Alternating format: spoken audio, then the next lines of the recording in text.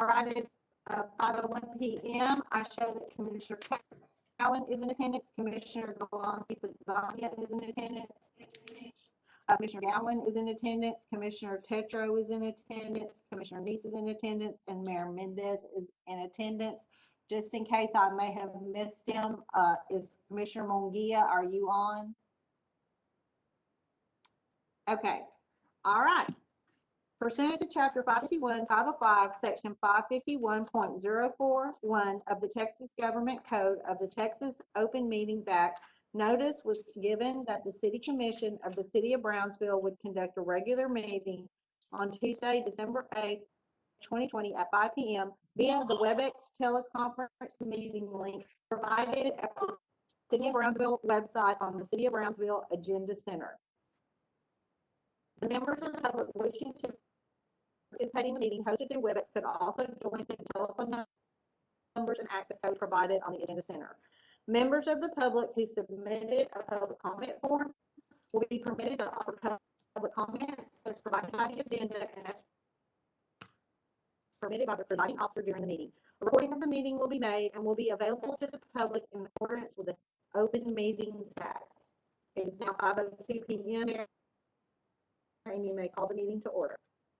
Thank you, Ms. Morgan. I'll call the meeting to order. Also, I just want to point out, Lori, your connection is real bad. It keeps breaking up and it sounds very staticky. So just a heads up on that. The next item is the invocation. Is Pastor Brad here? Yes. Pastor Brad, go ahead and lead us. Thank you. Thank you. Let's pray. Father God, we thank you for your love, your grace, and your mercy. We thank you for the many blessings that you have given us. Lord, specifically, we thank you for the rain that we received and for the beautiful weather since then. We humbly ask that you continue to give us the rain we need and the amounts that we need it. Lord, for those people that need healing, we ask you to bring healing. For those that have lost loved ones, we ask you to bring comfort and lead and guide our leaders concerning the pandemic. Lord, we thank you that you're sending truth to this nation, and we ask you to continue to clarify things, and in the process, Lord, bring unity. Lord, we thank you for our mayor, our city commissioners, and we ask you to lead and guide each of them. Lead and guide everyone that's presenting anything in this meeting today, and we ask that the outcome be the best for the city of Brownsville. We ask all of these things in the name of your precious Son, Jesus Christ. Amen. And now we'll have a short moment of silence where we can all add our prayers to what has been spoken.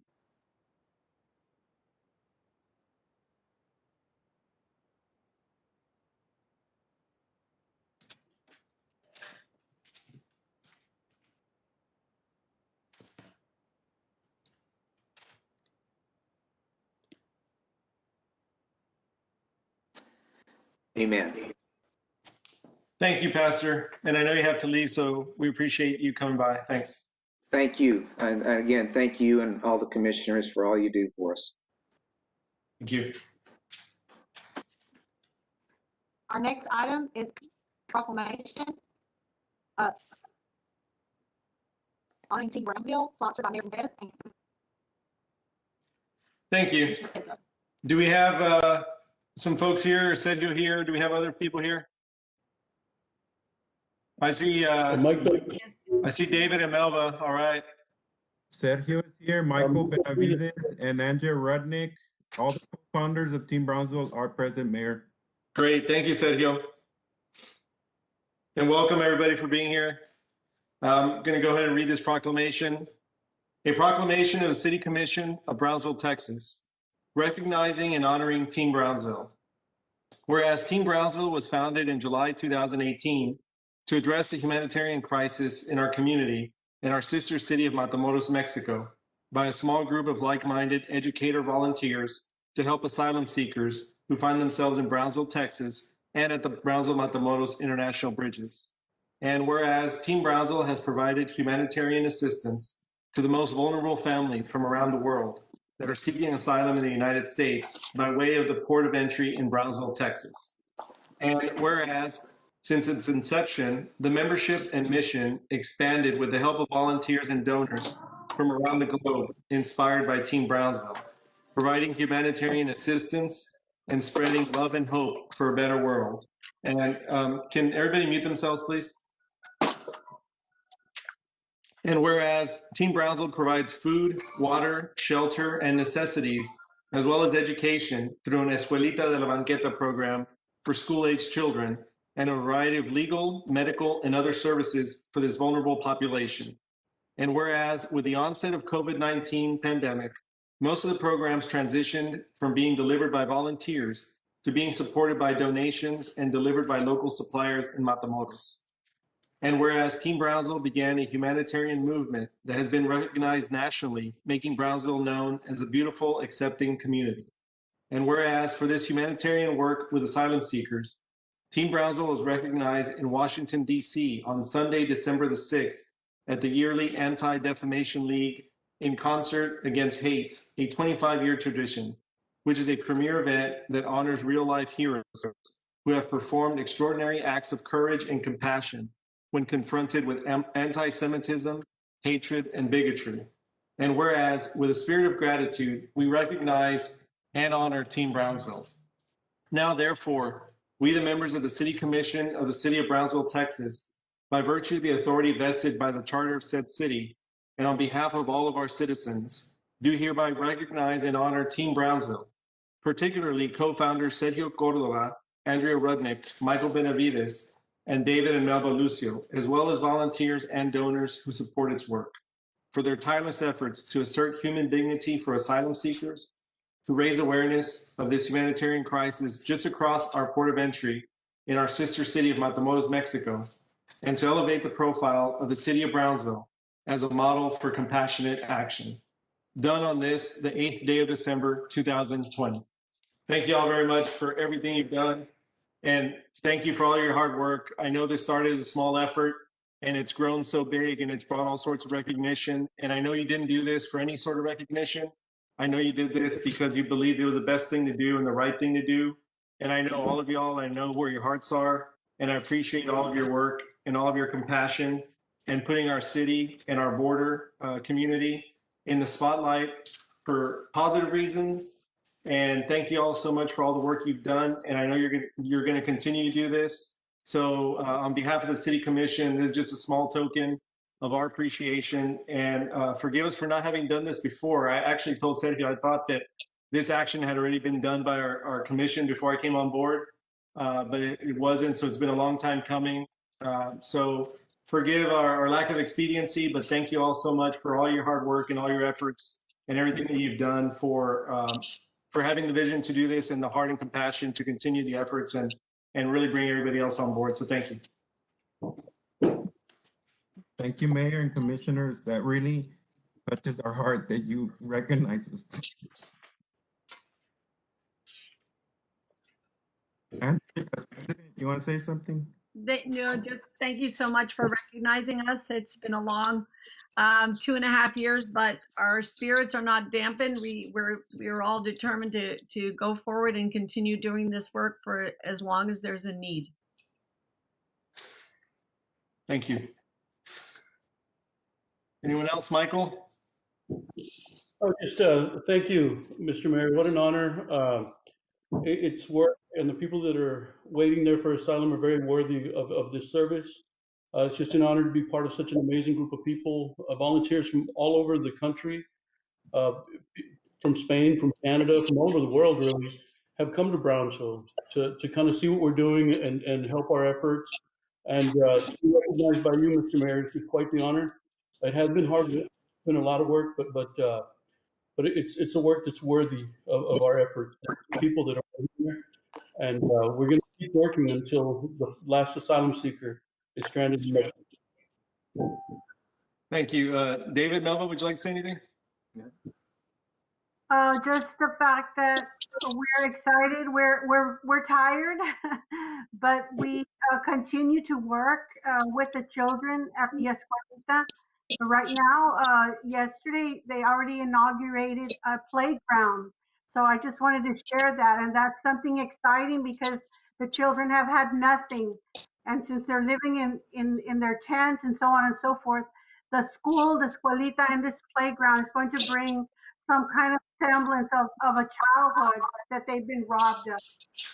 So thank you very much. And we continue to communicate with the parents and the teachers at the camp daily. Thank you, Mayor. Well, thank you all so much. And I think your group exemplifies the spirit of this community and the resilience of our community as well as our heart. And I've always said that the biggest asset in Brownsville is our people.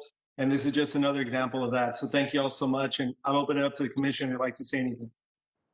Mayor, I just want to add that it was an honor to co-sponsor this item, but more than that, I've had the honor to work with Sergio and everybody on Team Brownsville to send food and all types of assistance that way to the Matamoros side. And I would just like to add, and Sergio, maybe you can help me, what is the easiest way for members of our community to find you and help contribute, make your organization stronger? On our webpage, teambrownsville.org. We have our webpage, we have a volunteer button, as well as the donate button. And I just have to add, like, final say, I've never worked with an organization that is so able to just whatever you give directly goes to people who are desperately in need. Like there's no middleman, there's no, it directly goes to who you're donating to. So I just very highly recommend the community to reach out to Team Brownsville. And we're so grateful for everything you do. I've been there in the 32-degree weather across on the Matamoros side, and I've seen the difference that you've made in so many lives. So we're just very, very grateful. Thank you, Commissioner. Thanks, Commissioner. Anyone else? Thank you for all your service on my behalf. That was Commissioner Neese. We could barely hear him. He said thank you. Okay. Thank you all so much. So teambrownsville.org, if anybody else would like to donate. Okay, thank you all so much. Thank you. Okay, can y'all hear me? Yes. Okay. Our next up is presentations, and we have presentation on 2020 census. Just give Leo a minute to bring that up on the PowerPoint because we were trying to deal with the sound issue. And Lori, is Dr. Garza here? Is she going to present or is somebody else going to present?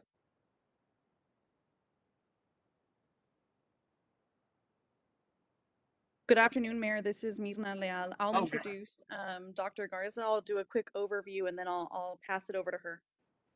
Great.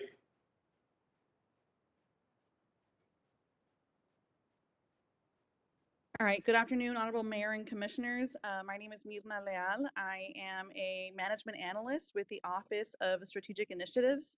As you all know, the 2020 census came and went, and it was a census unlike any other. Next slide, please.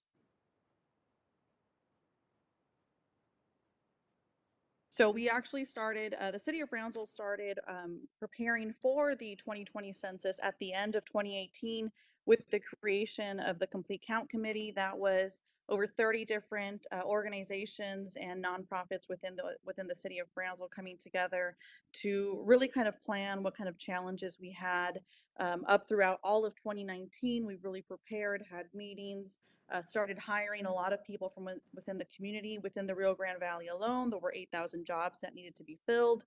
Kick off onto 2020, Charter Days happened. We had a beautiful float. And then COVID, the start of the census, and then all the way up until October 15th when the census ended, we worked incredibly hard. And by the end of October 15th, or by the end of the census on October 15th, we actually saw 5 deadline changes. And so we had to adjust as best as we could with the many changes that COVID and the census brought. Next slide, please. So of course, the Census Committee, along with all of the departments of the City of Brownsville and other organizations within the City of Brownsville, we had to adjust to the COVID and kind of to COVID-19 and then figure out what would be our best response. So unfortunately, we had to halt all of the previously planned and scheduled events that we had. We had to whole summer full of outreach for the community that all got canceled, and we had to adjust to whatever the amendments were, not only for the state but for the county as well. Really realign our strategies. Finally, when we were able to figure out what would be the best approach for our community, we got clearance and guidance from our health department, who were incredibly helpful in providing training material for our volunteers and our staff as well. We got the appropriate PPE in order for us to begin all of this physical outreach that you'll see in the next slide. Next slide, please. So just very briefly, some images from the things that we did, from the complete count committees where we were planning everything, to a 1-year out event last year where we were really excited, to 2020 when we had char days.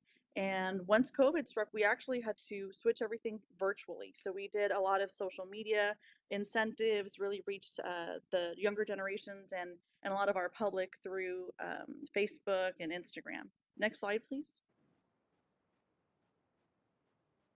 And then our most impactful outreach began in August 2020. So we collaborated with the Brownsville Wellness Coalition as well as United Way of Southern Cameron County.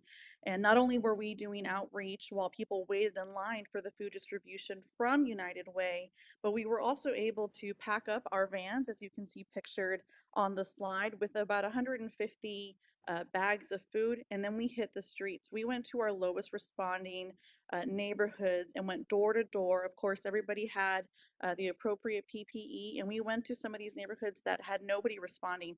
And a lot of the reason is because they not only are some of our neighborhoods with the lowest income, they have no internet connection. A lot of the people are of the older age, and so they're unable to get to these areas or even respond to the census. On average, we were seeing about 100 to 120 families or households getting counted every single Friday. Next slide, please. And of course, towards the end of the census, we really started going big. We held a barbacoa giveaway, and we were at the flea market as soon as it opened every single Saturday from 7:30 in the morning till about 3 p.m. Every day we were seeing anywhere between 30 to 100 people or 100 households getting counted. And then of course, all the way until October 15th, the last day, we were out at the library. It was early voting, and we had over 100 households counted just that day alone. And now I'm going to introduce you to Dr. Mary Jane Garza. She was our local census representative, incredibly helpful in guiding all of our efforts. And Dr. Garza, next slide, please. Yes. Thank you so very much, Honorable Mayor Mendez and distinguished commissioners. It's my pleasure to be here. And first and foremost, say you are a Gold Star partner because of all the efforts that you have done. And just so you know, there are 3 levels: bronze, silver, and gold. So gold is the highest attainment, and the city of Brownsville, under the leadership of Mayor Mendez and your distinguished commissioners and Mirna Leal always being there, you've achieved that. How well did you do that? Could we have the next slide, please? And okay, if you look at national, you'll see that it's at 67%. And then you'll see Texas at 62.8%. You'll see Cameron County at 52.5%. And then the city of Brownsville at 59.7%. Know that the 59.7 is as of an update of October the 27th. We expect another update at the end of this month or early January. So I know you'll be at 60%. But let me tell you why this is so significant. And I know our mayor remembers this. On July the 17th, we had a roundtable with Washington, D.C. At that point, national was at 61%. That's in July. Think about that. And then in October, they were at 67. So national just gained 5.6% in that time period.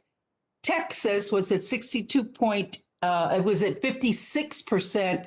And then at the end of October, they were at 62.8, a gain of 6.7%. But I really want you to listen to Cameron County and Brownsville.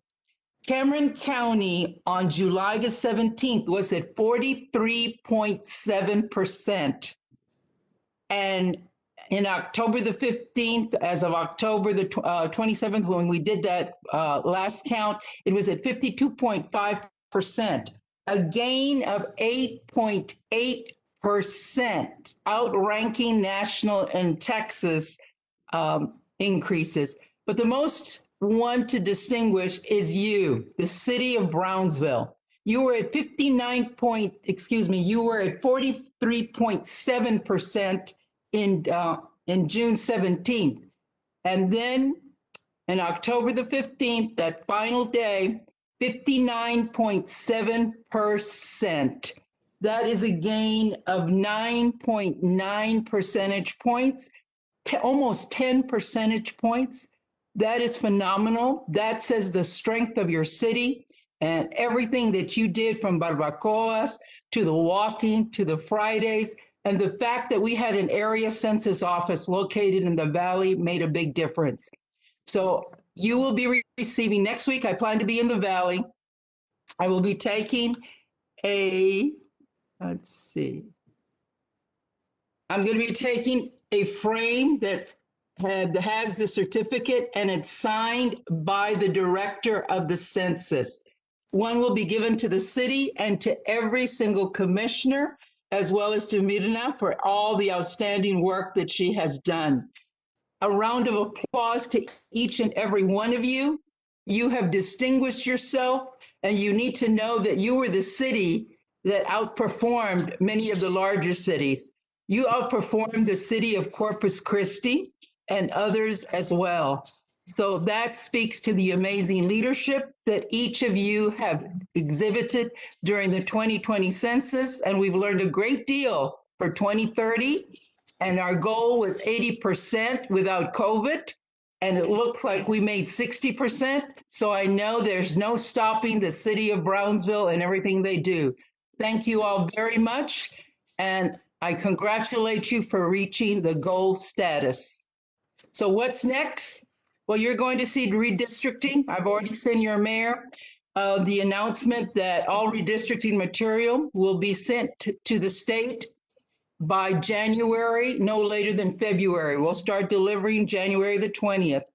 You'll see a lot of post-enumeration surveys that are already taking place, and you will see that we will stay in touch with you continually. Last and final slide.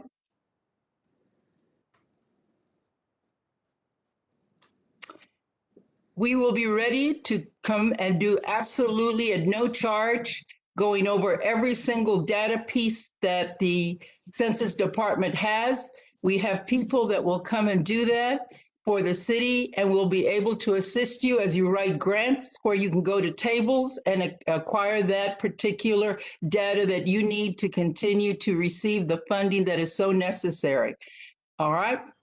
I think the last slide are just questions, if anyone has any. Again, thank you so very much. And I congratulate the city of Brownsville under the leadership of Mayor Mendez and the commissioners. And Mirna, thank you so much for everything you did, always being there for us. Thank you, Dr. Garza. I think this is for a citywide barbacoa party. Dr. Garza, Well thanks so much. Dr. Garza, thank you so much for coming down here a few times, meeting with us. You had some really good guidance and kind of cheering us on always. That was very helpful for Mirna and I, and you know how important this was for us and how much work we put into it. So thank you for everything you did for us as well. Well, thank you, and I'll see you next week when I deliver the gold star frame and a certificate for every one of the commissioners as well. Again, thank you all very, very much, and thank you for allowing me to be here with you. Mr. Bernal, I would very much encourage you, and you probably are going to already write it up and present this very innovative work that Mirna and her team can put together for recognition from TML, because I'm sure that other cities were at a loss during COVID and what to do with the census, and Mirna and her team have really innovative, and they should be recognized on a state level as well as by all of us. Yes, absolutely. I would like to personally recognize Mirna and Silvia Garza Perez, because the two of you ladies really carried the whole weight of this on your shoulders. We wouldn't be where we are today because without your work. Also, all the city employees who volunteered on weekends to go door to door knocking on the houses and actually staffed some of these census events that really helped increase our participation rate. So thank you for doing that, because that was above and beyond the call of duty. But really, Mirna, you deserve hats off from everyone. Congratulations. Thank you, everybody.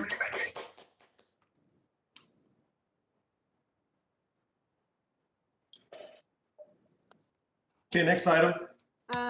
Next is our public comment period. We received one public comment form from Paul Loverme.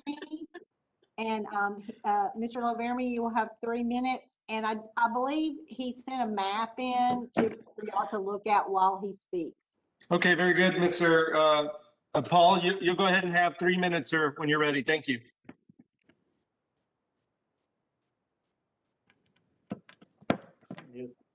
Sir, you're muted.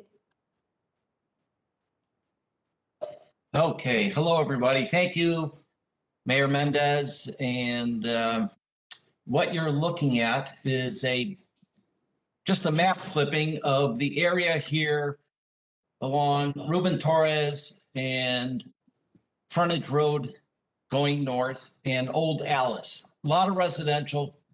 There's a main commercial area. The concern here is what I call a secondary commercial zone and the use of music and just general commercial zoning uses, which are causing a problem here. And it's just huge noise from their music venues. And when it's not group events, they're using the Imperial Grand Venue building as a nightclub on Fridays and Saturdays. And their music equipment, their sound system is so powerful. I'm a quarter mile away and I'm continually calling Brownsville PD. I've had, 14, 15 officers at my home verifying the noise levels. And it's a difficult situation without any cooperation from the property owner in requests to turn it down and just keep the noise levels contained for their guests, for whatever. It just doesn't happen. Brownsville PD responds, every time. As the officers leave, the music is turned down for a few moments, and then it's a DJ problem. They turn the music back up. So the purpose of this, me joining you, is to ask your review on the commercial zoning for these two buildings. They are in close proximity to all the residential. Where I'm at, single family homes, to the left of me, to the right of me. So that's east and west. Across the Resaca are the condominiums. Further left to the west are the border apartments. And the only two commercial buildings are owned by the gentleman for La Hacienda and Imperial Grand Venue. I call it a non-conforming use. And it's a hazard. I don't know how else to put it. It's just a problem here with the residential property owners. Here's what happens. For instance, border apartments. You talk to that apartment manager. That's time, Mayor. Okay, thank you. Mr. Laverne, your time was up, sir. Thank you. Please send this information to planning so we can look at it as well. Next item, Lori. Next item is work session, presentation and discussion of the Charter Review Committee's recommendations for amendments to the city charter and suggested charter amendment language. Michael Gonzalez, Chair, and Patricio Sampaio, Vice Chair, Charter Review Committee. Honorable Mayor, Commissioners, the Charter Review Committee has reached its final recommendations for ballot proposals for the May 2021 elections. The city secretary should have provided you with drafts of the 7 proposed charter amendments, not including that Barbacoa Day, Commissioner Tetro. I would like to add that to the list. But Patricio Sampaio and I will be presenting the findings and recommendations. First, we believe that a term limit should be added to the city charter. We believe that our term limit proposal balances the power of incumbency with the need in democratic society for new leadership and new perspectives. 2 key aspects of the committee's proposal illustrate how we have reached this necessary balance. First, a limit of 2 4-year terms for a person sitting as mayor or any city commission seat. Under this rule, a person holding any city council position would be afforded a total of 8 years to accomplish his or her goal in that position.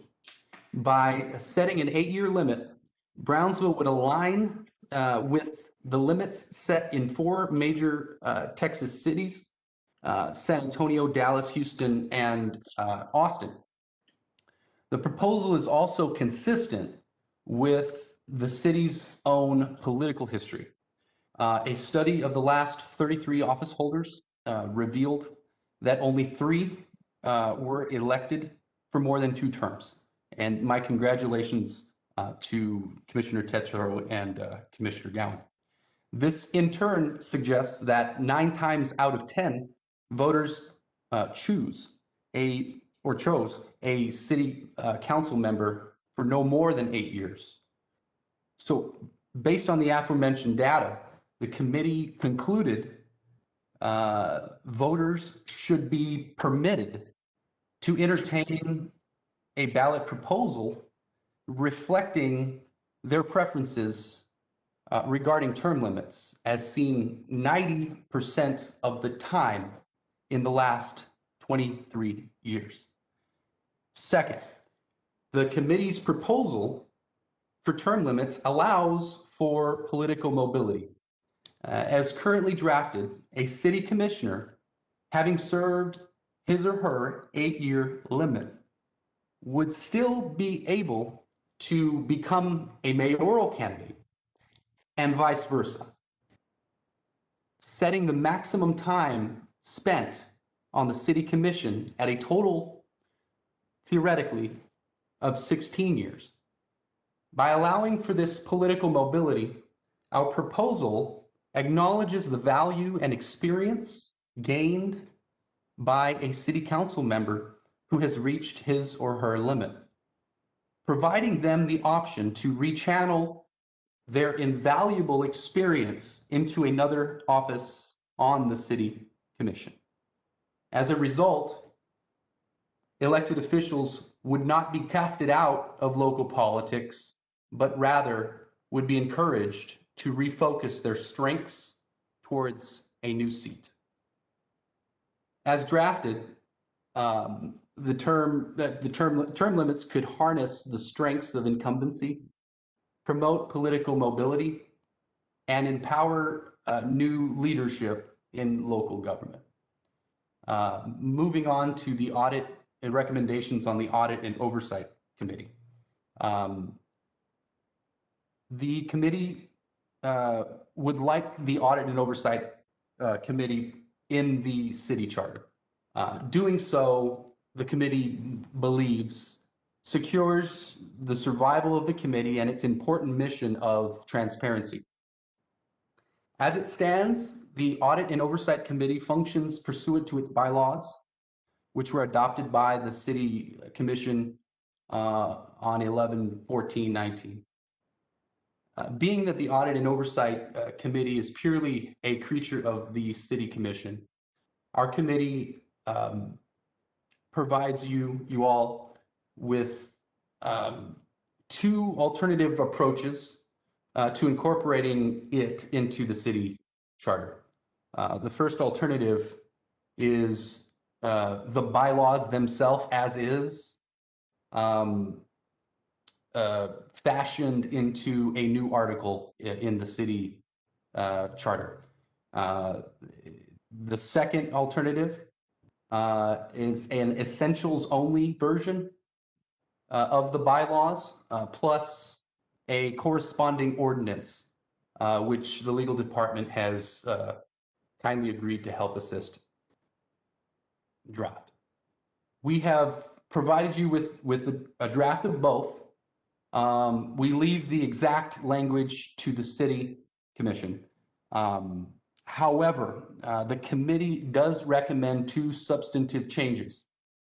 First, the committee would like members of the Audit and Oversight Committee to be appointed by a supermajority, and that is defined as 5 members out of 7 on the commission, on the city commission. The committee believes that this requirement will secure that the members will be of honorable moral conduct. And the second change is that the committee feels that or believes that 5 members will avoid issues of walking quorums and other procedural hangups. And so with those two changes, we leave it in your hands. Third would be the citizens' initiatives and referendums. The committee approved 2 types of what's generally considered citizens' initiative petitions. Their procedures by collecting signatures to support a certain issue. They approved the initiatives process and the referendum process. Initiative petitions allow voters to propose new ordinances, and referendum petitions allow voters to propose repealing ordinances before they take effect. Both initiatives and referendums are a common staple throughout Texas cities. The procedure is simple. Petitioners collect signatures, submit the petition to the city secretary. The city secretary confirms the petition collected, the petitioners collected the minimum number of signatures, and that these signatures meet certain legal requirements. A petition is considered valid once that process is confirmed, and once the city secretary confirms the validity, the city council must take action on the petition. The required action depends on the type of petition. For an initiative, the city council must adopt the ordinance as written or call an election so voters can consider the ordinance. In a referendum, the city council must repeal the ordinance or call an election so voters can consider the repeal of that ordinance. The committee's proposal for initiatives and referendums is based on the language used or drafted by the National Civics League's 2011 Model City Charter provision. And as drafted, each petition must contain 10% of the total number of registered voters at the last regular city election.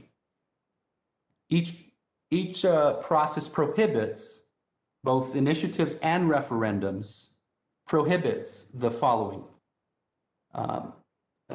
Amendments or ordinances based on the budget or capital programs, or any ordinance relating to appropriations of money, levying of taxes, fixing public utility rates, or salaries of city employees.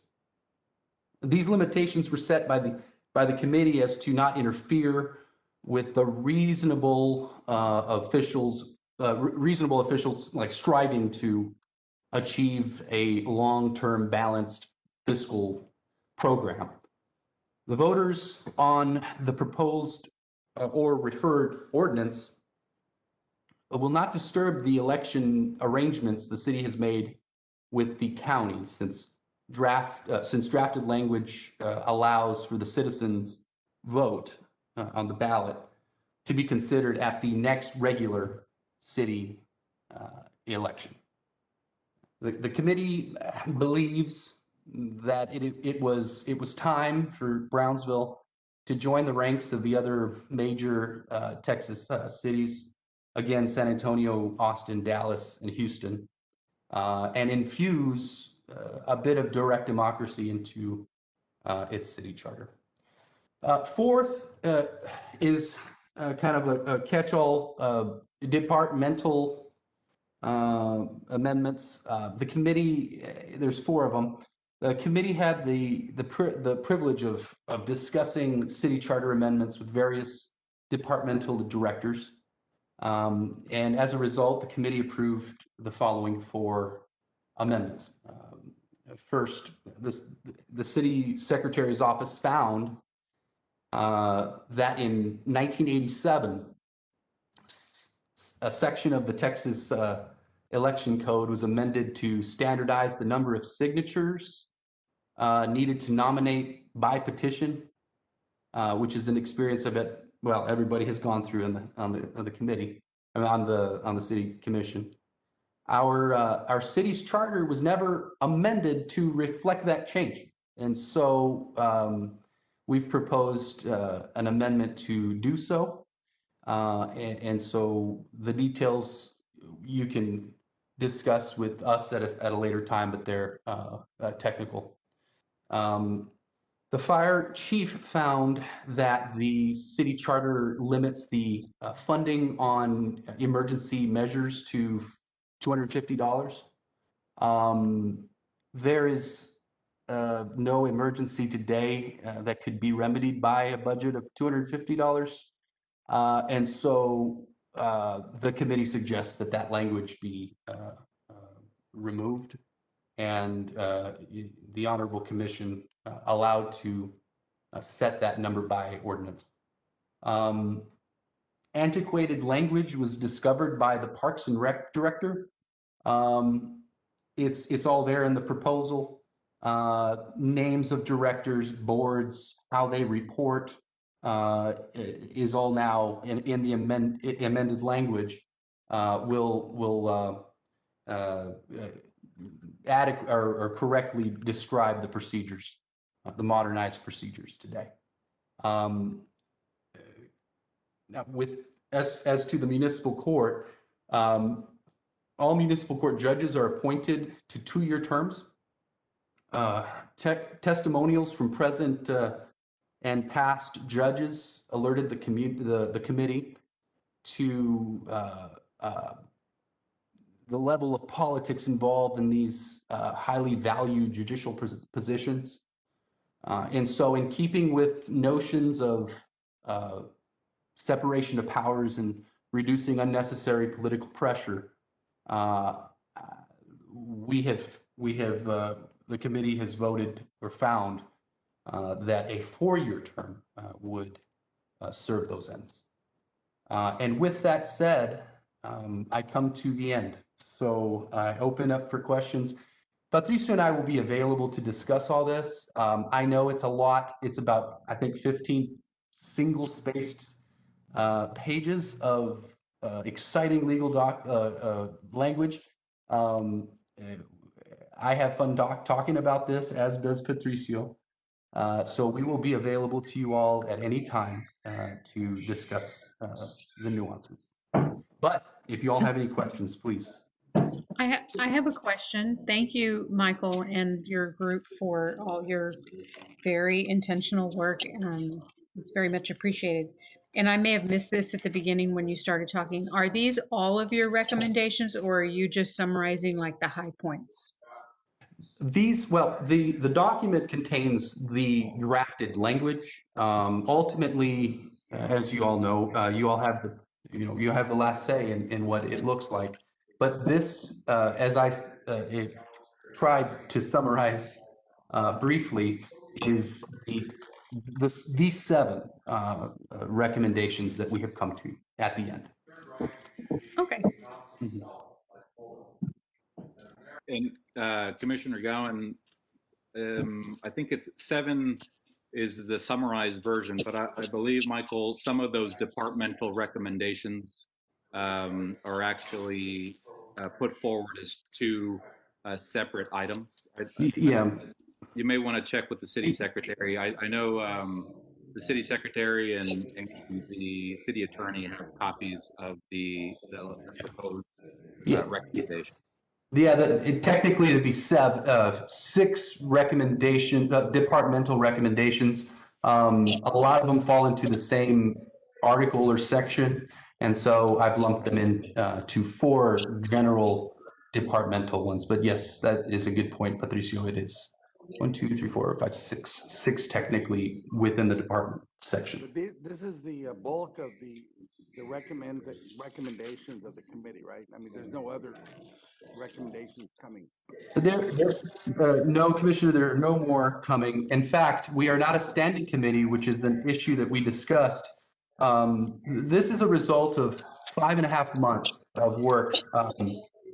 And by statute, we can only amend the charter every 2 years. So if this was perhaps a standing committee, we may be able to address a lot more throughout the process, which I think may be helpful. I think y'all really did an in-depth job, and I want to commend you, Patricio, and the rest of the committee. Mayor, may I have the floor? Yes, Commissioner, go ahead. Okay, so I agree with both this, with these suggestions, but I think when it comes to the term limit section, we should just label it as what it is, the remove Jessica clause. So while this will go on the election with Dr. Gowan, it will not affect her, but the next section that it will affect will be mine, if I do choose to run again. And as a person, as the only Texan who has ever won a candidacy as a write-in candidate, as a female elected official, as a mother, as a resident of Brownsville, I find it so disgusting that term limits only would apply to myself, not even Dr. Gowan. And so I just find a lot of trying to find the right word and be very tactful here. I don't feel like this was done to protect the community from term limits. I feel like what you're trying to say invalidates my overwhelmingly elected elections onto the city commission. I have, been sworn into office. The voters of my district did that. There was nothing inappropriate about it. I was overwhelmingly elected each time I ran. And I just really feel like this was placed in to target myself. Although I'm not even sure if who makes that decision until they're actually there, right? Until they can commit for the term they want to run for. But I just find this very disappointing that term limits have not been discussed anywhere in the Rio Grande Valley, that this should be a decision that the voters can make.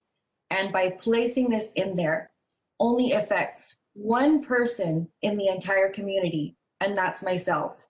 And as a female who is an elected official, I find that very disgraceful that you would do that. Commissioner, if I may, just to clarify, these are recommendations from the committee that are being put forth in front of the commission. Ultimately, it's the commission that decides what goes on the ballot, and it's up to the voter to decide what does go into the charter or what doesn't. And I can assure you that at no point did anybody on the committee towards how this would apply to one individual commissioner. The reason that it was put forward as a recommendation, as a matter of fact, was because there were committee members on both sides of this issue, and by no means are we as a committee making the recommendation that this is the way it should be. It's a recommendation to the city commission because there was such a spirited debate on both sides of the item.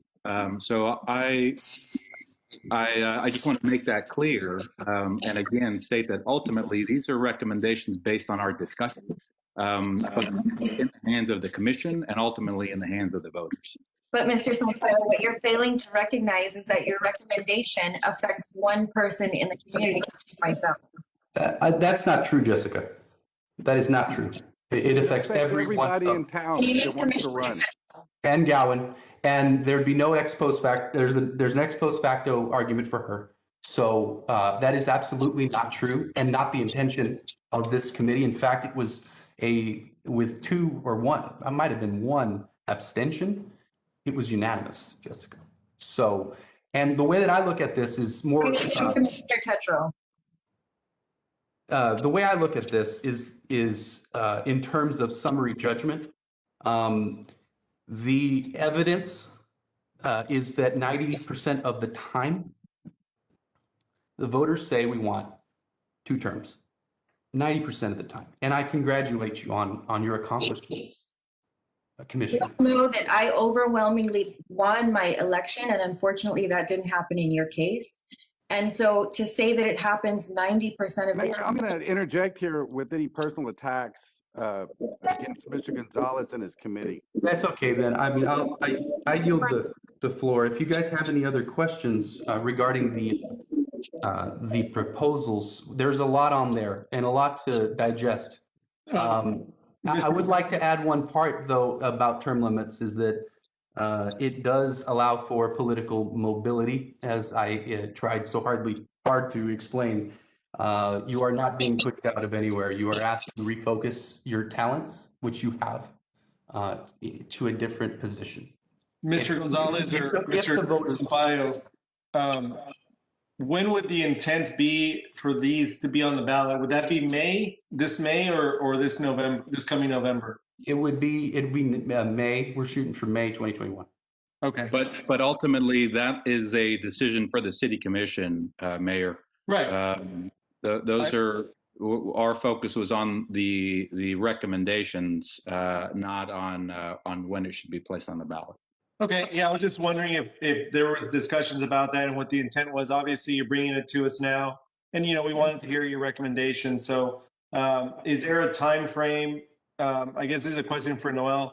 Is there a time frame when we would have to agree as a commission as to what would go on the ballot, Mr. Bernal, so that we can get it on for May? Mayor, I would defer to Lori. I know that they have worked that out. We are still within schedule for May. I think the biggest point, and I'll let Lori talk on the dates because I'm not quite sure on every detail, but I think one of the things we showed the commission sometime last year was that there's a cost savings whenever you can combine any special election items with a general election. So it would make sense if you would to combine any charter amendments or things of the like with a general election, which would actually be an opportunity to do that if from a cost benefit perspective. But Lori, can you please share the timeline for May? Yes, sir. Any election that we have, whether it's the general election that we have in May, if we're going to combine the charter amendment election along with the May election, then we would have to order the election in January. Say the last part again about January. I'm sorry. We would have to order the election in January. I believe. When in January? Was it January? Well, we have the 5th, and it'd be the January 19th meeting. Okay, so that would be the absolute deadline in order for any of these amendments to get on. Yes, sir. Okay, very good. That's kind of what my question was. All right, thanks. All right, Mr. Gonzalez and Mr. Sampaio, thank you all for presenting to us. I know y'all put a lot of work into this, and all of us had appointments that we that we have in your committee. So I know that, there was some good discussion there. So I appreciate your work. Thanks a lot, guys. Yes, thank you very much for your hard work. Thank you. Thank you. Thank you. Good job, guys. Thank you. Our next item is consent agenda items 1 through 7. I'll entertain a motion. I'll move to approve the consent agenda. We have a motion to approve. Do we have a second? Second. We have a motion and a second. Any discussion? Those in favor? Aye. Aye. Aye. Those opposed? Motion passes. Commissioner Neese, you may want to check your connection. It's very low, and there's kind of a little bit of an echo coming. Okay, I'll work on that.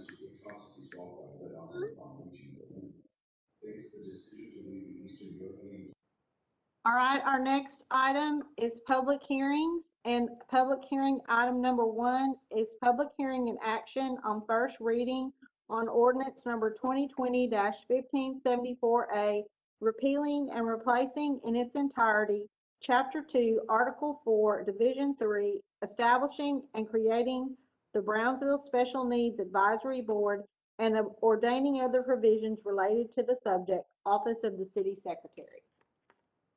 We just put together a short summary. This just tells you the item that was on the agenda. Next slide, please. Okay, so the Special Needs Advisory Board was established by ordinance and originally adopted and approved in 4/2 of 2013. The Special Needs Advisory Board was established to investigate and report on the ways the city can more effectively and efficiently assist persons with special needs relating to physical, mental, or emotional issues, which would enhance the quality of life of persons with special needs and their family members. A document shows that at one time 4 members were appointed on 3/15/2011 with terms to expire 2015. Prior to the ordinance being adopted, we're calling it SNAB for abbreviation, was created by Resolution 2008-068 and adopted by the City Commission on August 19, 2008, and amended by a resolution on April 5th of 2011. The full 7 members were never appointed, and the board never met. But since that time, those terms have expired. Commissioner Cowan and a citizen with a special needs child inquired about the board and establishing it again. So after a meeting with the city secretary, assistant city secretary, parks and rec director, and assistant to the city manager, we discussed how to form this board again. So we established that Damaris McGlone, the Parks and Recreation Director, would be the board liaison, as she does have training and expertise with individuals with special needs, and that the ordinance for the Special Needs Advisory Board would need to be revised to include staggered terms for the members and to include a staff member from Communications and Marketing Department as one of the city staff members required to attend the meetings. So Jennifer Avenado, our assistant city attorney, advised the city secretary that the ordinance should be revised as listed above prior to any board appointments being made. So basically the summary is that it adds staggered terms for the members and adds Communication and Marketing designee as a staff member designated to attend the meetings. And as you can see, there's other staff members like Communications and Marketing, Multimodal, Parks, Planning, Public Health, Public Works, and they're all supposed to designate a member to go to the meetings as, to be liaisons with their departments, basically. So this is the first reading of the ordinance. The second reading will take place at the January 5th meeting, and the appointment of the 7 members will take place at the January 5th meeting. And we have already started getting some applications for that. And so this will facilitate us being able to convene that committee in January of 2021, hopefully. That's all. Thank you. I'll open the floor to any questions from the commission. Lori, my question, you said applications. Will the application be different than the standard board application, board member application?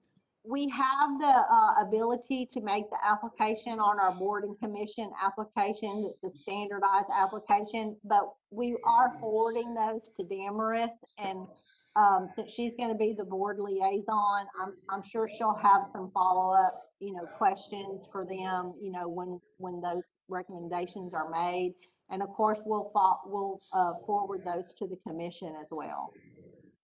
Okay, thank you. This is a public hearing. Is anybody here on this item? Okay, I'll entertain a motion to close public hearing. Motion to close public hearing. We have a motion to close. Is there a second? Second. Second.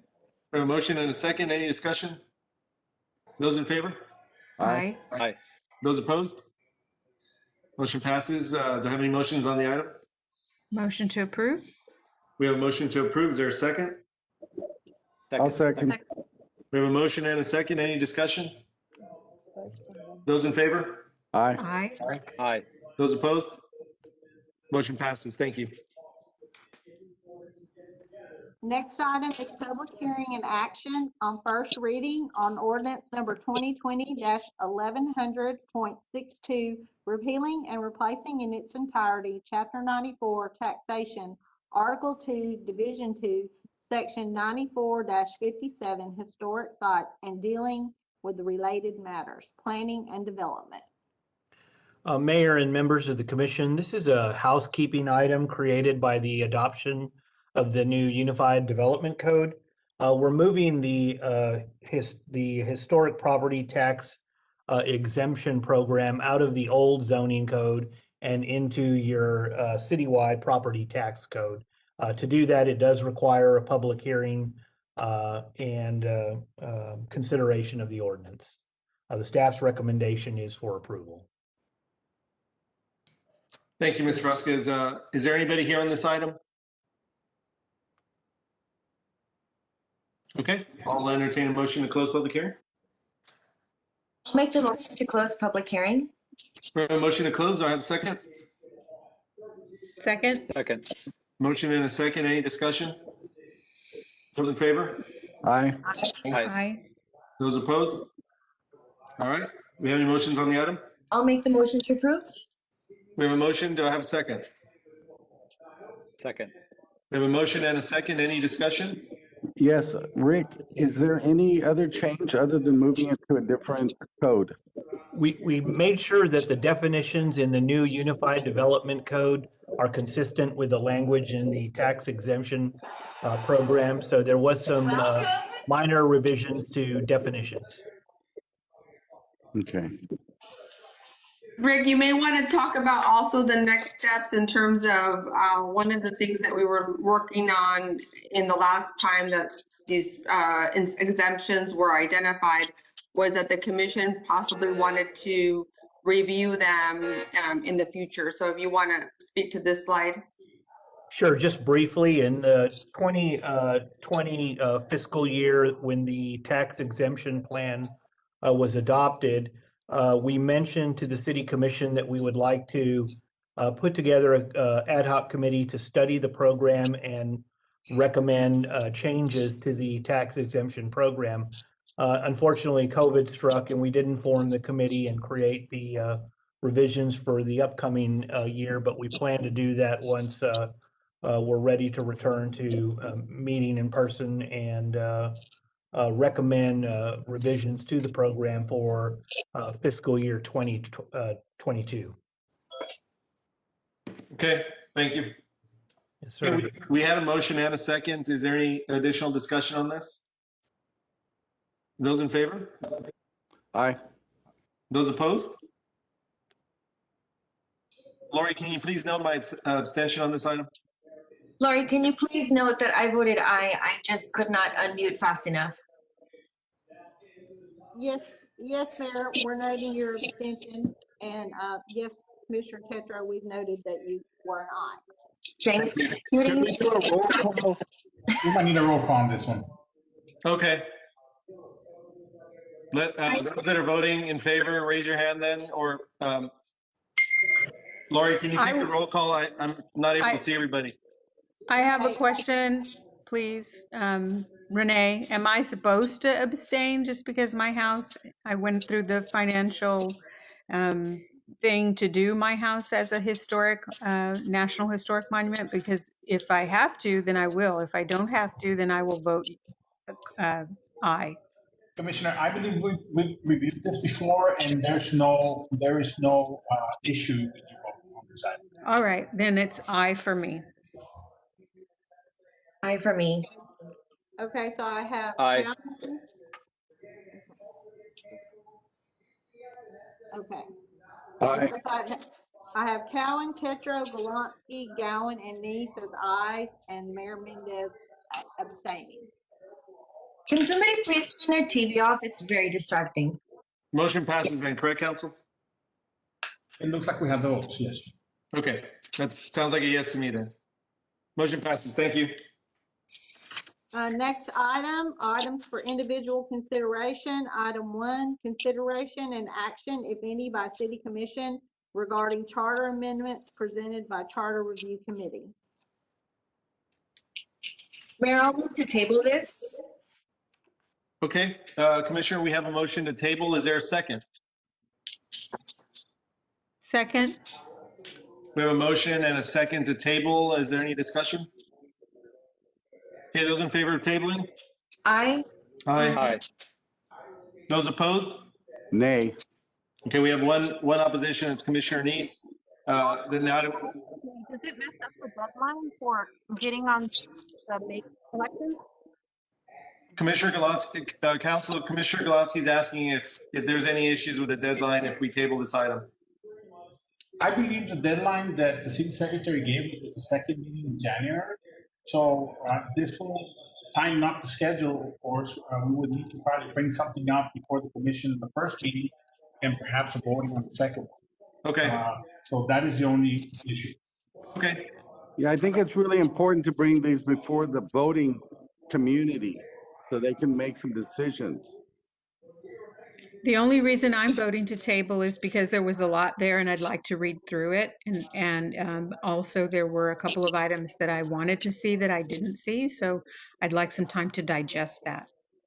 Understood, Commissioner Gowan, and we may need a special meeting or some additional information just to address this. So I understand. Those that are in favor of tabling again, please say aye.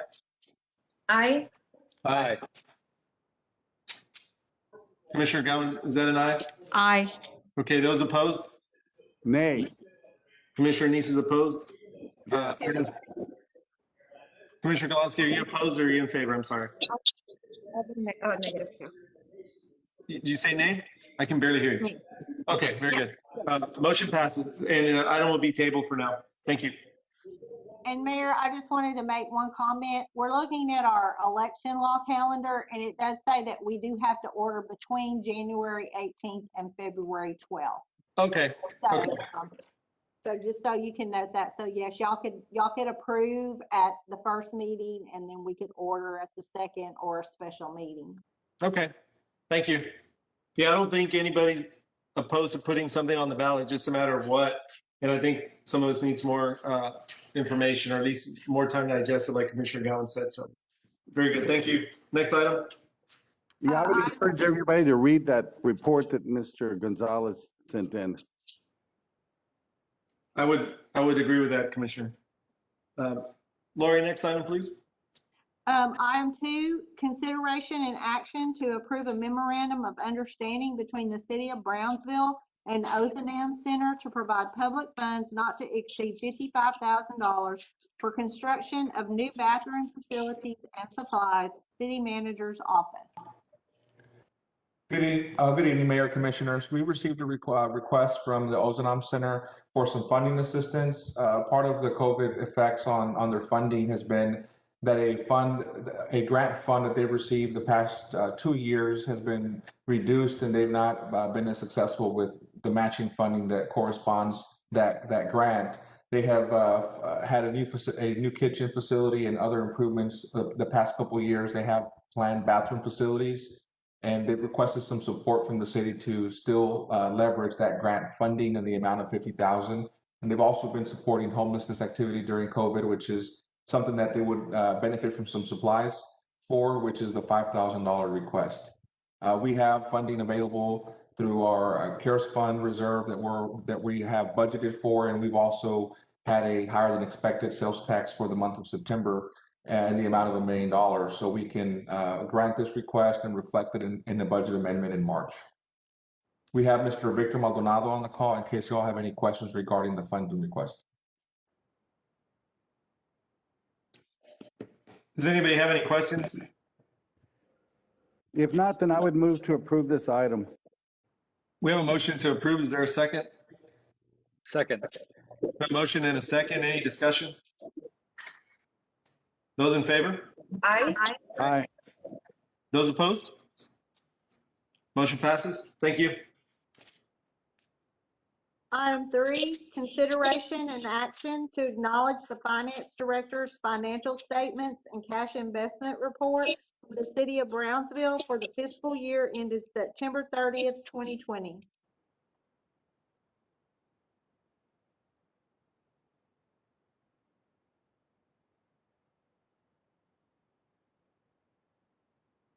Lupe, you're muted. Sorry about that. Today, I'm going to present the unofficial unaudited financial statements for fiscal year ending September 30th. These are preliminary numbers that won't be final until the end of the audit, which is around February or March. Can you go to slide? Part of your packets was the preliminary financial reports that were included in electronic format. What we have here is a presentation that will briefly go and touch on some of the highlights of the financials. Can you scroll to the next slide 4, please? Some of the financial highlights right here is on the general fund. The estimated fund balance for fiscal year 20 is about $34.5 million, or about 114 days. This unassigned fund balance increased about $9.7 million. $6 million of it was known. The other one is attributed to some revenue, better revenue projections. Examples, sales tax increase about $3 million. This is in combination with the sales tax accrual that we did for this fiscal year. PUB transfer above budget of about $1.2 million. Didn't have to transfers from bridge and landfill. We didn't have to transfer as much from those funds because we had sufficient revenues. Transferred out to public transit was not necessary in the amount of $2 million because public transit got CARES funding. Had $3.9 million of CARES funding that were going to be applied as part of the reimbursement to help balance a fiscal year 21 budget. $1.5 million in personnel savings, $2 million in department operating expenditures in the 700 accounts, and slight decreases in fees and services. Total fund balance makes up the $9.7 million. Again, as part of the $9.7 million, $6 million of this amount has been allocated to balance the budget, which is $2.1 million of sales tax and $3.9 million of CARES funding that's going to be used to balance the fiscal year 21 budget. Next slide, please. Some highlights under general fund. Tax levies are performing better than last fiscal year. Sales tax is an item that I just highlighted. We had a slight increase of 2%, or about $700,000. PUB transfer, 1.2 above budget projections. It was slightly lower than last year's transfer, but overall the budget projections was exceeded. Utility charges, we did see a slight increase, about 2% in utility consumption. Next slide, please. Veterans Bridge. Veterans Bridge, there was a significant impact because of COVID, about $900,000 this fiscal year. Building permits, the valuations did decrease about 31%, or $63 million. One of the points of fact here is, compared to last year, which last year we had accounted for the airport terminal, which is about $45 million, that kind of attributes the big decrease in the valuations. The items to point out here is on the building permits. The building permits were still healthy. There was quite an activity of building permits, except for the valuations were slightly lower. Hotel motel tax we did have about an 18% decrease, or about 300,000 less than last year. And unemployment rate has kind of been up and down. In the months of April and May, they were as high as 17%. June through September, they've kind of settled down to about 11.7%. Next slide, please. This just depicts the total revenues over expenditures. You have more revenues than expenditures. Next slide. Want to go to slide number.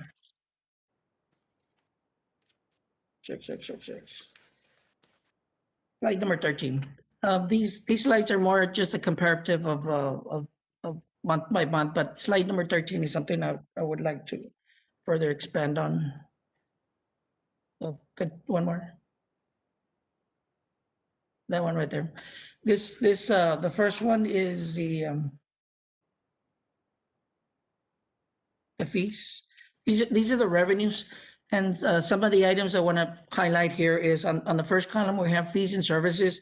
If you see a big variance there compared the revenues collected from this year to last year, one of the items to note here is on landfill. We created two funds, landfill and the street maintenance funds. A lot of those revenues are no longer recorded in the general fund. That's why you have a significant variance in there, but it's carried over a different fund. Also, as part of fees and services, we did see a slight decrease in like library, cafe revenues, ambulance service revenues, parks fees, vital statistics, slight decreases on there. Property taxes fared fine. On the non-property taxes, that's a combination of bingo and mixed beverage taxes. Mixed beverage taxes, we did see a decrease on there, about 72,000. Sales taxes did fine. Fines and forfeitures is basically municipal court fees, about 370,000 decrease. The utilities did fine. PUB cash transfer. The variance on there, again, last year we had the sale of the Oakland Union. That's not recorded on this one, but still over budget. Interest income, interest rates have plummeted compared to last year. So, even though we do have good interest earnings because of the current contract we have with our depository. And the transfers in, again, we didn't need the transfers from bridge and landfill, and those funds are retained at those funds so they could continue operations of that operations. Next slide, please. On the next one is expenditures. Points of fact on this one is under public works and sanitation. Again, same thing. Revenues were transferred over to landfill and building and street maintenance. Same thing with some of expenditures on here with public works and sanitation. Those expenses were also carried over. Under public health, we did on that we started tracking the COVID expenditures. That's why you see a significant increase on that. But there was a similar revenue and expenditures relating to that. Next slide, please. That slide right there. This is in summary. This is a net and change positions. The items highlighted in pink, these are special revenues. Convention and Tourism Fund had an ending fund balance. We have revenues under expenditures of about 200,000. Again, COVID decrease in revenues, ending fund balance about 619,000.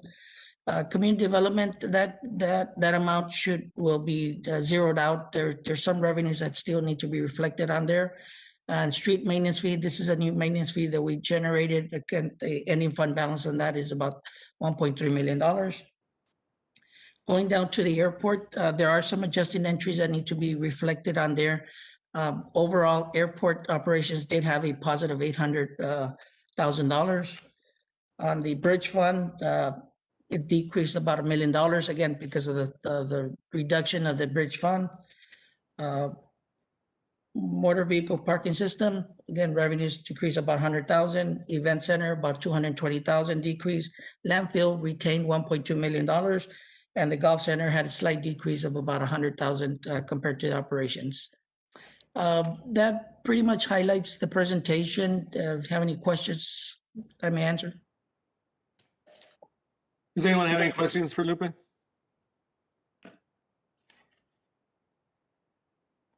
All right, Lupe, thank you. I'll Thank move to acknowledge his report. I'll second that. We have a motion and a second to acknowledge the report. Any additional discussion? Those in favor? Aye. Aye. Those opposed? Motion passes. Thank you. Thank you. Item 4, consideration and action to amend the City of Brownsville's board appointment policy, City Manager's Office.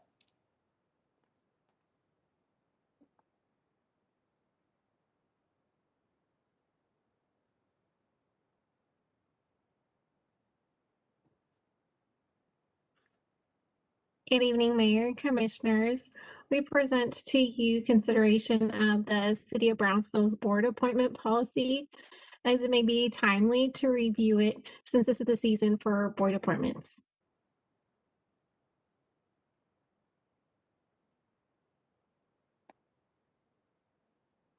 So I requested that it be put on the agenda because I would like for section V or section 5, subsection F regarding multiple service to revert back to its original language, allowing for board and commission members to serve on not more than 2 boards at one time. So that's my proposed change.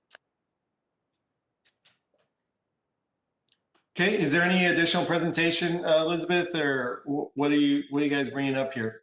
I understand your change, Commissioner. I read the packet, so I don't know if there's any more to the presentation from city staff or not. No, Mayor. Okay. Okay, do we have any motions? I'd like to make a motion to approve as described by Commissioner Galonsky. Okay, we have a motion to approve as described. Is there a second? I'll second that. We have a second. And any additional discussion? Those in favor? Aye. Aye. Aye. Those opposed? Motion passes. Thank you. Somebody needs to mute. Our next item is board appointments. Item 1, consideration and action on resolution number 2020-086 to appoint or reappoint members to the Public Library System Advisory Board, Library Department. And before we start the board appointments, we did receive 3 applications, one of which was for the library board. They were received right prior to the meeting and during the meeting. The one for the library board was from Raquel Ayala.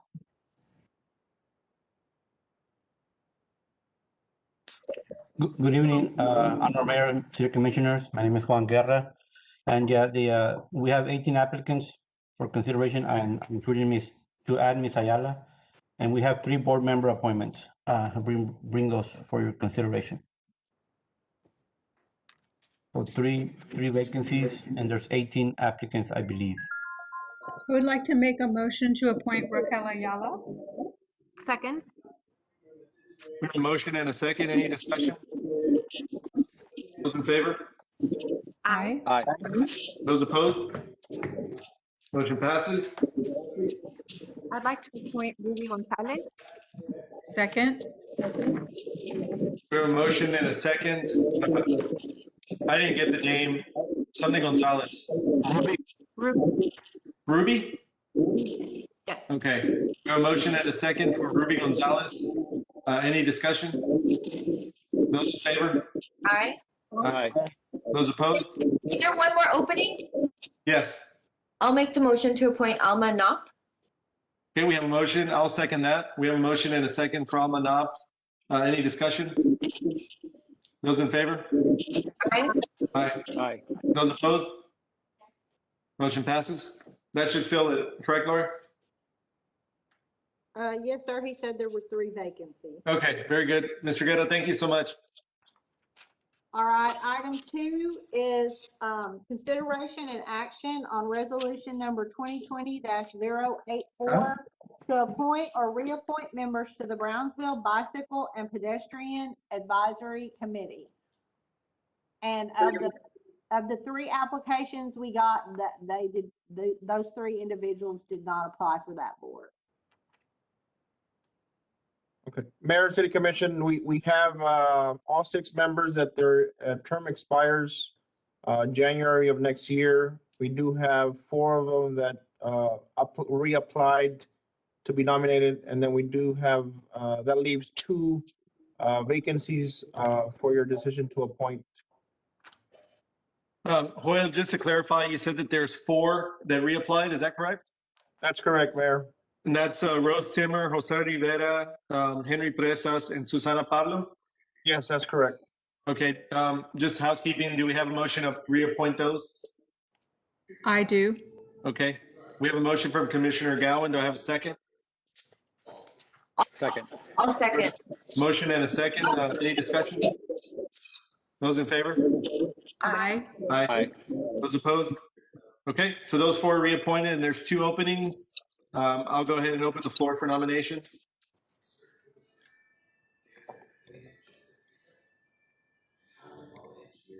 Okay, I'll go ahead and I'll nominate Yvette Vela. Second. We have a motion and a second. Any discussion? Those in favor? Aye. Aye. Aye. Those opposed? Okay, motion passes. We have 1 more. Anybody? I'll nominate Priscilla Noriega. We have a nomination of Priscilla Noriega. Is there a second? Second. Second, any discussion? Those in favor? Aye. Aye. Those opposed? Motion passes. Thank you. Thank you. Thank you.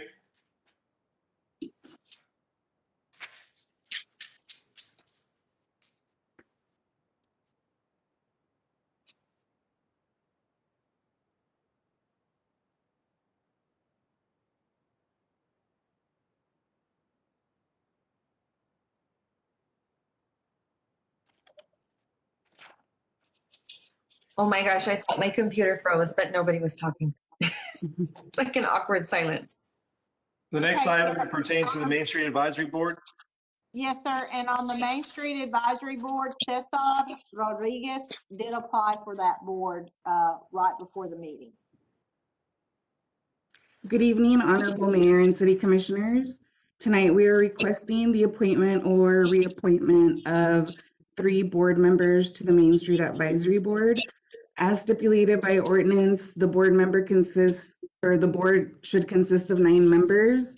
7 shall be community members and 2 shall be city employees serving as staff support from both the grants and planning departments.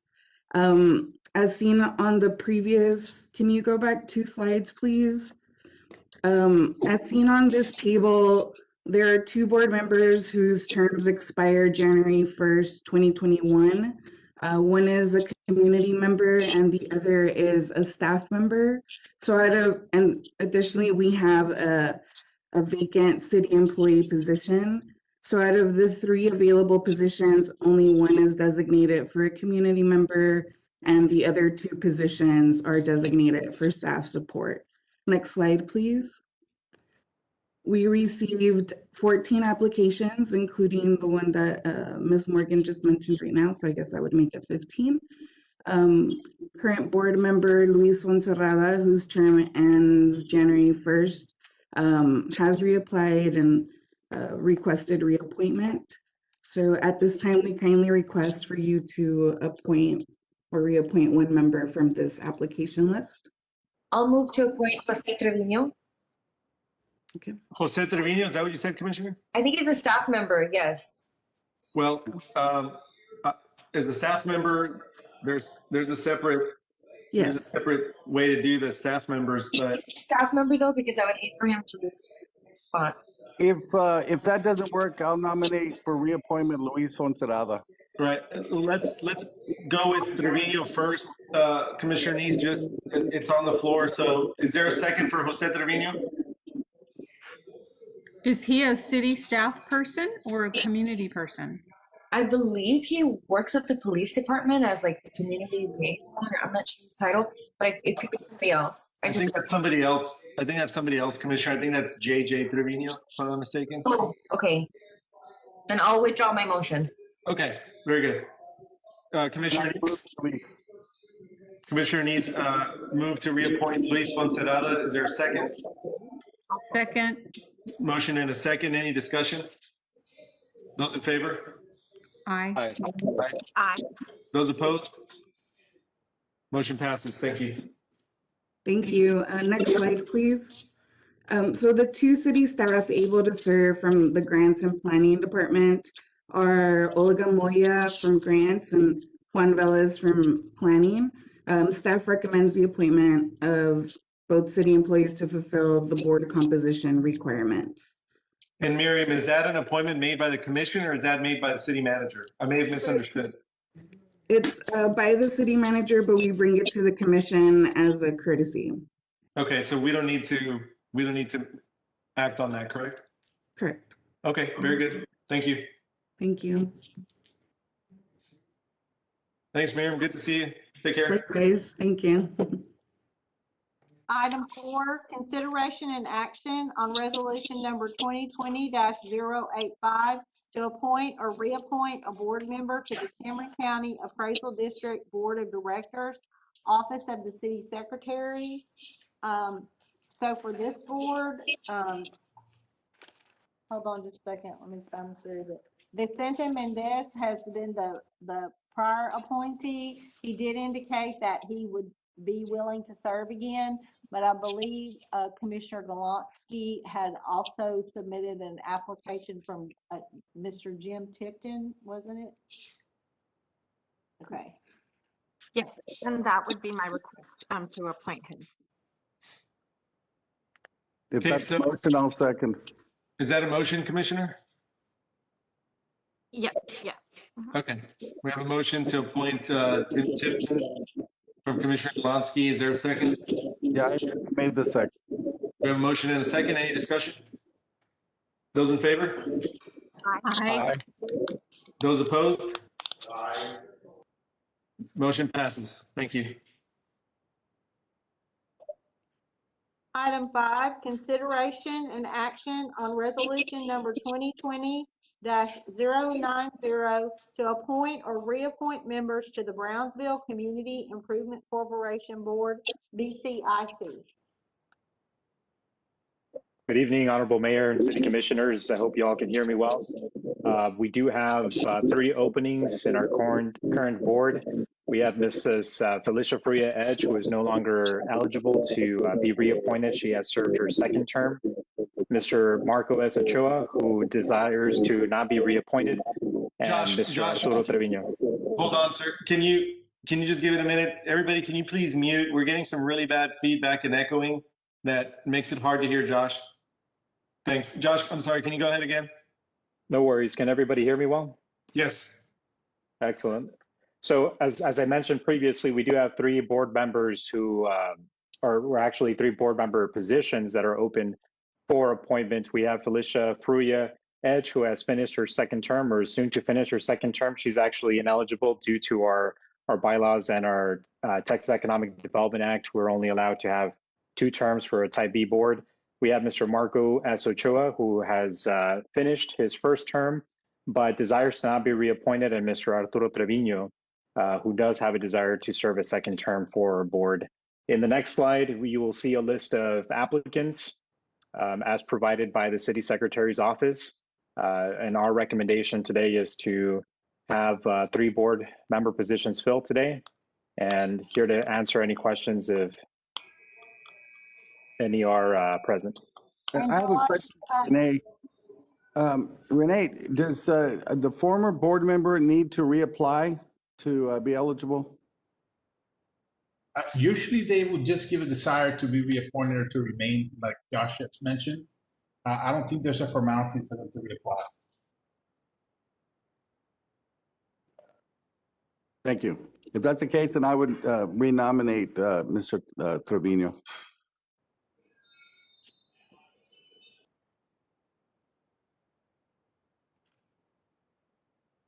Oops, sorry about that. We have a motion to reappoint Mr. Trevino. Is there a second?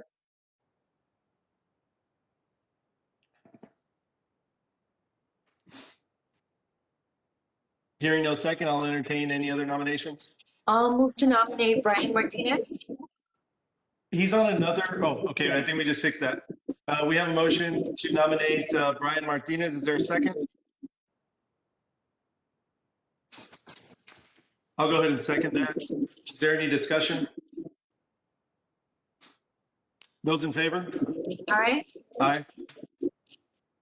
Those opposed? Nay. Nay. Commissioner Gowan? Nay. Commissioner Cowan? Hey, Okay, so the nays have it. We'll open the floor again. I'd like to make a motion to appoint Mark Horowitz. I'll second that. We have a motion and a second for Mark Horowitz. Is there any discussion? Those in favor? Aye. Aye. Aye. Those opposed? Motion passes. I'd like to make a motion to appoint Zoraima Diaz. Second. We have a motion and a second. Any discussion? Those in favor? Aye. Aye. Aye. Those opposed? Motion passes. That's Zoraima Diaz, okay? I would like to appoint Jill Kohler Dominguez. We have a motion to appoint Jill Kohler Dominguez and second. Is there any discussion? Those in favor? Aye. Aye. Aye. Those opposed? Motion passes. Okay, that's 3. Thank you. Thank you, Mayor and Commissioners.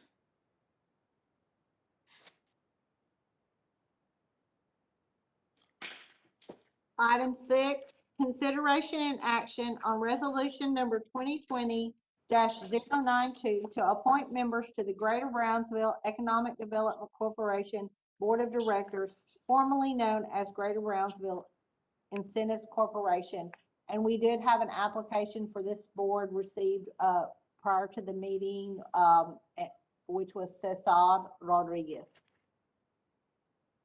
Okay, thank you, Lori. Okay, do we have any, are these the applicants? Okay, do we have any motions? I move that we appoint the city commission as temporary board for the GBIC, or now known as GBEDC. Okay, Commissioner, just to clarify then, your motion is that the 7 seats on this board then be filled by all 7 commissioners, is that correct? That's it. Okay, do I have a second? Second. Mr. Mayor, if I may? Hold on, Renee, we have a second. Renee, go ahead. Yes, there are some procedural issues that we would like to discuss. I don't know if maybe we could break into executive session, or we could move this item until after we leave for executive session. Commissioner Neese, are you okay with that? Yeah, I agree. Yes, I'm good with that. Okay, we'll go ahead and we'll wait to take this item up then until after executive session. And just to be sure, Mr. Mayor, the limited purpose of the discussion of this item will be to the special procedure as to how we nominate the list of nominees for the GBIC. Okay, very good, Council. Thank you. All right, Lori, the next item is executive session. Okay, I'll read the items for executive session. Item 1, closed session pursuant to section 551.072 of the Texas Government Code regarding the lease of real property. If deliberation is an open meeting, would have a detrimental effect on the position of the city of Brownsville in negotiations with a third person, and pursuant to section 551.087 of the Texas Government Code, to deliberate financial or other incentives to a business prospect the city seeks to have located within the city in relation to the lease of land and provision of financial incentives for Project Sky, City Manager's Office. Executive session to, item 2, executive session to consider matters authorized under the following sections of the Texas Government Codes annotated with respect to the City of Brownsville's Project Delta, which includes the provision of negotiations surrounding and the acquisition of property interests for public utilities, public services, and related matters. Section 551.071, consultation with attorney. Section 551.072, deliberation regarding real property. Section 551.087, deliberation regarding economic development negotiations. Item 3, consultation with attorney to receive confidential legal advice pursuant to Section 551.071, subsection 2 of the Texas Government Code on a matter related to the updating and refiling of documents with the Secretary of State for the Greater Brownsville Economic Development Corporation, GBEDC, formerly known as Greater Brownsville Incentives Corporation, GBIC, and other related matters, in which the duty of the attorney to the governmental body under the Texas Disciplinary Rules of Professional Conduct of the State Bar of Texas clearly conflicts with this chapter. Okay, do I have a motion to go into executive session? We have a motion. Is there a second? Second. We have a motion and a second. Any discussion? Those in favor? Aye. Aye. Those opposed? All right, we're going to recess executive session. Thank you.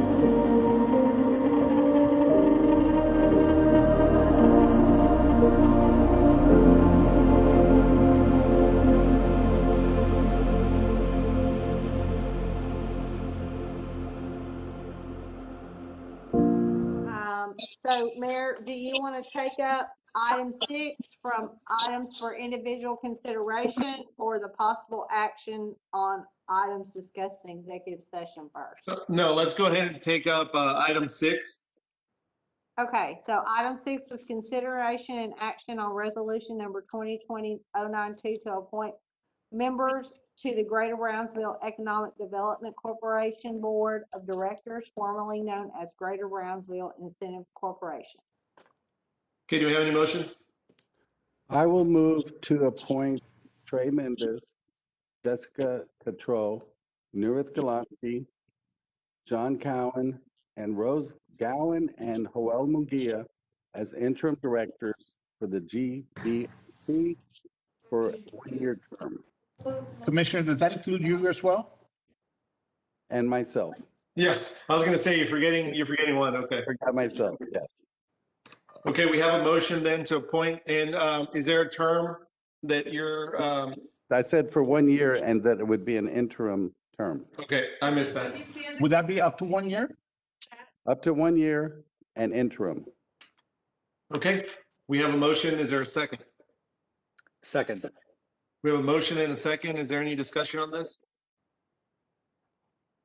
Okay, those in favor? Aye. Those opposed? I'm sorry, I have a question for council. Yes. It just clicked in my head right now, and I was trying to talk, but somebody muted me. Am I eligible to serve on GBIC knowing I've been appointed 2 times? I don't know that there's any issue with you being reappointed or reserving. You're not serving it. Wasn't it state law? I don't believe so, Commissioner Cottrell. If that becomes an issue, I'll bring it before the board Okay. immediately. Okay. Allison, you're here. Do you? Yeah, it's 6-year terms, but the state law is silent on multiple terms. Considering that this is an interim basis for a maximum of 1 year, I think you're okay. Okay. I just want to make sure that it's okay. Should something be amiss, Commissioner, we'll bring it back up. Okay, thank you. Commissioner Tetra, what was your vote? I'll vote aye. It just at the last minute I thought of that. I'm sorry. Okay, Lori, just note my abstention on this item, please. The yeas have it. We're good. This motion passes. Thank you. And I'm back on GBIC. That's a weird feeling. Welcome back. Thank you. All right, so now we'll move on to possible action on any items discussed in executive session. Item 1, consideration and action to authorize the city manager to enter into a term sheet related to Project Sky and to execute any pertinent documentation for its implementation, city manager's office. I'll move to authorize in such manner. I'll second. We have a motion and a second. Any discussion? Those in favor? Aye. Aye. Those opposed? Motion passes. Thank you. Item 2, consideration and action to authorize the legal department to file updated and restated certificate of formation and other pertinent documents with the Secretary of State on behalf of the Greater Brownsville Economic Development Corporation, formerly known as Greater Brownsville Incentive Corporation. Okay, I want food. I'll move to authorize. You can hear me? Yes, we can. We have a motion to authorize as described here. Do we have a second? Second. I'll second. Motion. We have a motion and a second. Any additional discussion? Those in favor? Aye. Aye. Aye. Those opposed? Motion passes. Thank you. Now I'll entertain a motion to adjourn. So moved. We have a motion to adjourn. Is there a second? Second. Motion and a second. Any discussion? Those in favor? Aye. Aye. We stand adjourned. Thank you all very much. Everybody have a good night. Thank you. Was this the last meeting of the year? You're right. I think so, unless we have a special meeting. So everybody have a great rest of 2020. We'll see you next year, unless we have a special meeting. Merry Christmas. Merry Christmas. Good evening. Christmas. With there being no more items to present, The meeting of the City of Brownsville City Commission has ended at 7:51 p.m. Merry Christmas, everyone.